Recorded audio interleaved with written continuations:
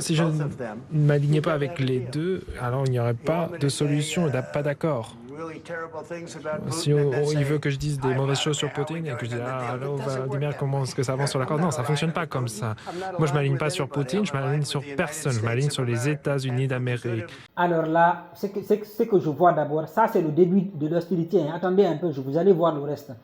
Mais là, en fait, depuis longtemps, l'Europe essaie de diaboliser la Russie, essaie de diaboliser Vladimir Poutine. Pourtant, qu'est-ce que Vladimir Poutine a fait? Il y avait un accord qui avait été signé depuis plusieurs années de cela qui dit que l'Ukraine ne doit pas intégrer l'OTAN. Ok, parce que c'est risqué pour la Russie. Ils ont signé cet accord et maintenant, il y a de cela, il y a pas longtemps, l'Ukraine essaye d'intégrer l'OTAN. Et lorsque ça a commencé, l'Europe a alimenté l'histoire jusqu'à ce que c'est devenu une guerre. Et au lieu de stopper la guerre, ils ont continué à alimenter la guerre en finançant l'Ukraine de façon partielle parce que vous avez entendu ce que dit Donald Trump. Donald Trump parle du fait qu'on diabolise le président russe.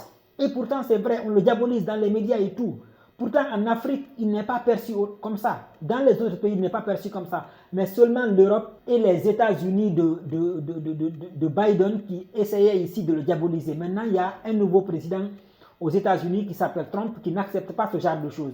L'une des raisons pour lesquelles d'ailleurs je l'aime, parce que c'est quelqu'un qui réfléchit en fait, il ne fait pas le suivisme. Ce n'est pas un béni oui-oui. Ce genre de discussion-là, vous ne le verrez nulle part.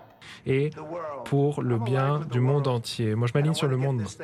Et j'aimerais qu'on règle ce problème. Vous voyez, cette haine qu'il a pour Poutine, c'est très dur de trouver un accord dans ces situations. Il y a beaucoup de haine. D'ailleurs, concernant les accords, en fait, ce qui se passe, c'est que dans un premier temps, ça avait été discuté. Ils ont voulu négocier pour arrêter la guerre. Qu'est-ce qui s'est passé?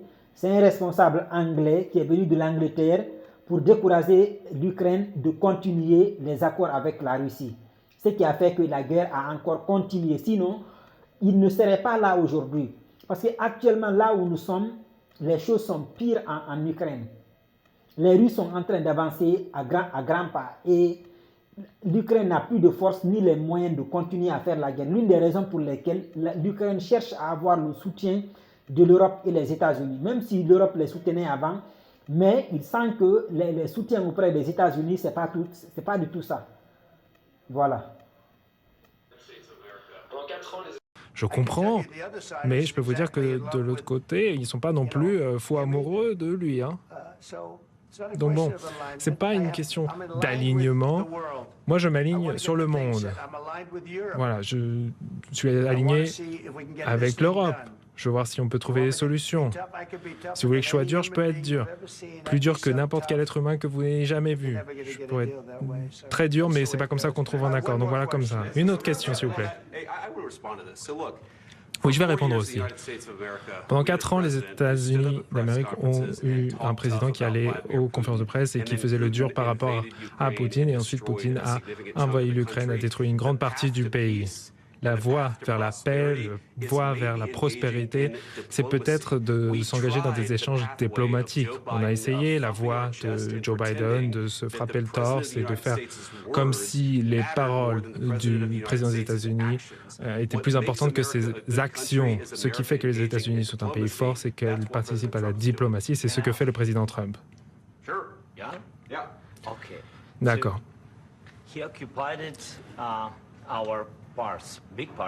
Alors, il est venu occuper une grande partie de notre pays, la Crimée, à l'est du pays.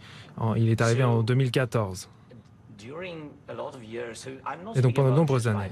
Et je ne parle pas que de Biden, mais à cette époque, il y a eu le président Obama, il y a eu le président Trump, le président Biden, le président Trump est de retour.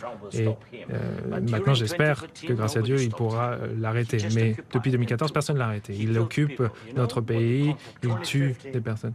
2015. Non, 2014. Ah oui, 2014. Moi, j'étais pas là, moi. Oui, mais entre 2014 et 2022, la situation n'a pas changé. Les personnes meurent. Pourquoi vous envoyez des gens faire la guerre inutilement? Toi, en tant que président Zelensky, tu es au palais présidentiel. d'accord?